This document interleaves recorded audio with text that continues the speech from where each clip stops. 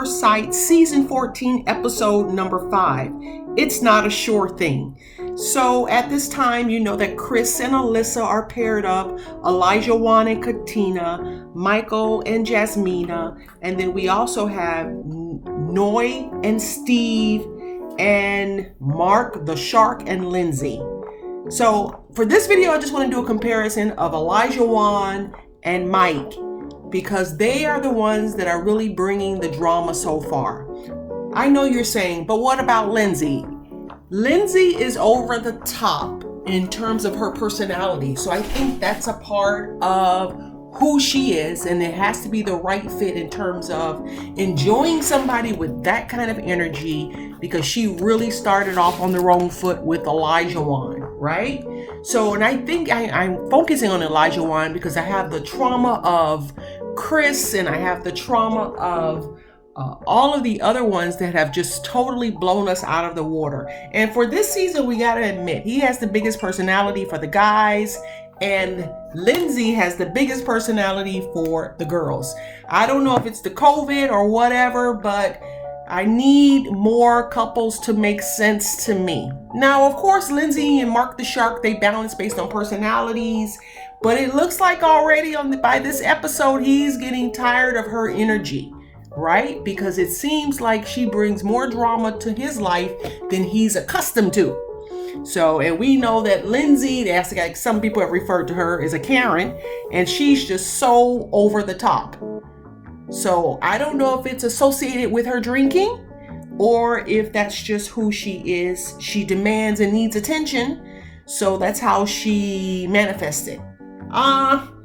Lindsay's going to be very tiring for us throughout this whole season. I hope her and Mark do work.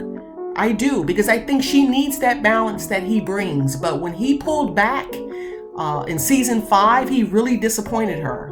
And I kind of felt like he disappointed her because they had gone so far. Because of course, you know, they said they consummated their marriage. So we will see how that pans out. Boy, is she exhausting. She's high energy. Oh my goodness. So moving right along, Noi and Steve are kind of boring to me. I know it's a good thing, and the whole purpose of the show is to find people who really connect immediately, have the chemistry, have things in common, but it kind of drags for me when it goes to them. I mean, do you agree? I mean, it kind of feels like the whole show slows down when Noi and Steve are together, even though he kind of offered a little humor when he said, hey, it's only been 3 days, when she said that she's really getting serious about him. Makes sense. So I don't even know if he's serious. Remember now, he's 38 years old, he's unemployed, but I'm not really concerned because of if he was able to take 4 months off and travel and really see the world, I'm thinking he's done a pretty good job of saving his finances. I don't know, that's just my perspective. I know his dad did hint at being concerned about the fact that he's like a vagabond, I think was the word he used. Let me know in the chat if I'm correct in that regard. But yeah, it kind of drags with them. I mean, once the New Orleans season was such a high, I think that Married at First Sight has been going down, down, down. And a lot of people say it's time for new experts. I don't know. And maybe it's just COVID. Maybe it's the cities are very late. Boston is more laid back than maybe a New Orleans. You know, you have people with more energy. There's more to do. The activities are more entertaining. I don't know. So we're still early in the season for Married at First Sight. Next, let's get into Alyssa and then Chris. My heart aches for Chris, because she is embarrassing him on national television. And for human decency, just treat him like a human being. That's all we ask, Alyssa. And it's so disappointing to see her go off on him. But I think it's a personality flaw. I don't think it's just that she's not attracted to him. I think she has issues because she goes off on this deep tangent. I mean, she got up and walked away because she didn't want to go scuba diving with him. That was too intimate for her, but she was able to do paddleboarding. Doesn't make sense to me at all. Not at all. Don't like her, not impressed by her, not even want it to work. I wish Chris does something really big before the end of the season. to demonstrate that he demands respect, right? I hope he doesn't continually to try to engage her, because I don't like her at all. I think she's the one that I dislike the most, because at least with Chris and Paige, they had some moments where they connected, and even though we all know he turned out to be a total fraud at the end, Alyssa from the jump, from the moment she saw him, because of his teeth and the way he didn't look like her type, she was totally disrespectful to him. So I'm really angry at her. I don't want to watch her on my screen, but she is entertaining, I must say, but at the expense of Chris's feelings, and I don't like it. It's bad television, and the experts should do something different to make sure that we don't have to see him be tortured for the entire season. So now let's get into Olajuwon and Mike. I really wanted to compare them, and I wanted to compare them who do I think is going to be the most charming? And once again, I always go back to New Orleans and I compare everybody to Woody, right? I compare everybody to the wonders of Woody. He was such a nice guy. He had so much energy. The couples really clicked. He was so easygoing. I see a little bit of that with Olajuwon, but Michael concerns me on the other side. So let's get into Olajuwon and Katina. I don't know whether or not Olajuwon is sincere. He says all the right things. His energy is a little intense, but let me tell you, the way he handled Lindsay, I gave him extra points. He was very calm. He said, you know what? That's Mark the Shark's problem. Let him resolve it. I'm going to work on my marriage. So he sounds like he's all in. I hope he's all in for Katina's sake. But you see little glimmers of control, where when they're at the gym, he wants to determine how intense and how serious she should be as they're lifting weights. And he's just telling her, this is my element, don't laugh. You know, I want you to take this serious. So how would he be behind the without any cameras 10 years into the marriage? Is he going to still be that controlling? So luckily she has a voice and she wants to give her opinion, but I don't know about Olajuwon. I have my fingers crossed that he's sincere.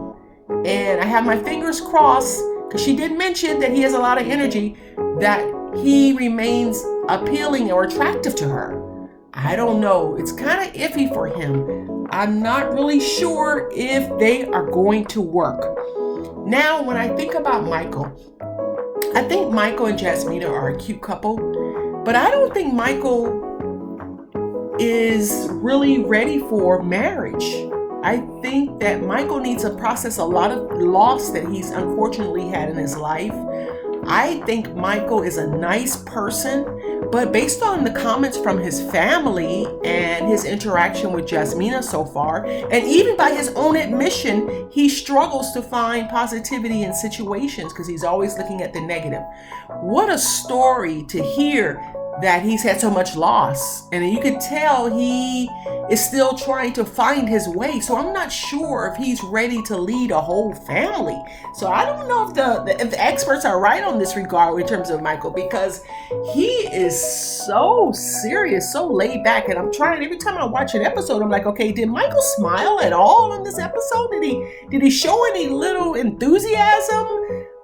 Maybe that will develop for the show, because I think Jasmina deserves it, but I also think Jasmina needs to feed into some happy moments for him and not constantly drill him on what he's done wrong. Maybe that will turn the tide, but I honestly believe that he's one of those people so set in his ways, it's going to be so hard for her to get him excited about life and marriage. I mean, like truly excited in his gut. So we will see how this will pan out. I don't know, maybe we'll be surprised. I remember there was a season a couple of years ago with McNeil's, and she was really slow into getting into him, and now they're still married. So let's see what happens. But when I compare the two, I'm like, wow, Olajuwon has so much energy. Michael is so laid back, and you don't see any bubbliness of him. Well, not bubbly, I guess that's not the right word, but you don't see any positive vibes from him, no positive energy, no excitement for life. And that could be a real buzzkill, especially if Jasmina is driven by positivity and what can we do and what can we take on? Yikes. And then again, this is where I guess the experts said, hey, if we put them two together, she will push him and push him into a new level of himself, and he will calm her. Let's see. I don't know. It's kind of tricky to determine at this point, but I am enjoying the season. I think I like it when I sit and binge watch it, because it's so hard to wait for the next week, because you're like, okay, what's going to happen? Are they going to have a good show this day? Are they going to really click? Are they going to overcome the challenges? Is Lizzie going to forgive Mark? Is she going to be able to tame her emotions a little bit and stop drinking? And I think that drinking is a red flag. That is a big red flag. And I mean, if she sees it as just being social and Mark sees it as out of control, that is a red flag. So I think he needs to consider that, honestly. But no, and then we go to Noi and Steve. They really got to kick it up a notch. They're very dry to me. And I know there's no controversy and no big issues, but it really drags the show for me. So I don't know. Tell me what you think. I know a lot of people are fans of Noi and Steve, but I don't know. I need a little drama. A little conflict, not drama, conflict, to see more personality. They got to give us more personality, more depth, not be so concerned about the cameras to present this face and we don't really know what's going on. So they come off as boring and with no challenges. So they got to do a little bit more for me, because they are dragging the show, really dragging the show, especially when you cut away to Alyssa and Chris, and she's crying and talking about how her mom said, oh my God, don't get on national TV and look like a fool. Please just be kind to him. Give him a chance. She is not going to give him a chance. And trust me when I tell you, she is just this person. It has nothing to do with his look. She comes off as a spoiled brat and really all about herself. Someone who's really self-consumed. It's all about her. Forget it. How could you not just go scuba diving? How could you run off and go sit over there on the side and start crying to the producers? Unbelievable. Totally unbelievable. But I guess for every show, there has to be a drama person, like Chris was. Oh my gosh. We were like, oh my gosh, who is this man? And how did the experts get him to participate in this program? Or maybe he hid who he really was during the interview process. I'm assuming that's what happened with Alyssa. I'm assuming that's the case. Really. I mean, I'm sure they had to take into consideration how he looked. But, you know, looks matter. Let's be realistic. Looks matter. He's a decent looking guy, but her reaction to him is so annoying, right? She should at least treat him as she would want to be treated. So I'm so disappointed in her. She loses all points for me, and I just don't want to see her constantly mistreat him for the entire season. Oh my goodness, there's only so much a person can take. And he is just a nice, decent person. So we'll see how it all pans out. Hopefully some of the romances will last and we won't have the failures of the last season and people pretending that they are moving forward or developing a relationship or strong feelings and only to after decision day to immediately break up. So hopefully this will be something different, totally different. But I totally agree with Jasmina's mother when she said that Michael was not ready for marriage. And she was concerned because he had never seen a good marriage modeled in his life. Now, a lot of people can take that and say, you know what, because I have not seen it, I'm going to make mine work. But I don't think he's that motivated. And honestly, I don't think he's ready for marriage. I still think he has a lot of things to process. I mean, I was like, he has a lot of things to process. And I found one thing really like, wow, you could tell he has really had a tough life because he didn't even know what a luggage bag name tag was. He said, what is this? Which means he hasn't had the opportunity to travel. So he's really had some challenges in his life. And it's incredible that he's gotten to this point, but I don't know if he was ready. I think I agree with Jasmina's mother on this one. And she has a right to be concerned to see if he is really ready for marriage. marriage. So it's something, because a lot of these couples, a lot of their parents didn't show up. So they all have some sort of family dynamic going on. And that, we all know that determines how you handle relationships. So it's going to be very interesting to see how they overcome any challenges they have in terms of like Mark and Lindsay. They have that common factor of their mothers, and then Elijah Wan's parents didn't show up. His mother didn't show up.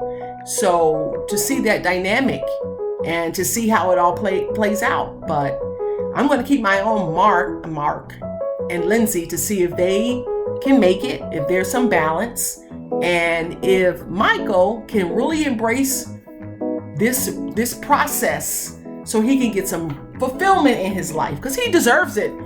But I'm like Jasmina's mother, I don't know if he's ready. So we will see. Thank you for stopping by. This is the Chatty Chairwoman. Before you exit, don't forget to hit the like button or the subscribe button so you'll know when I have posted another video. Bye-bye.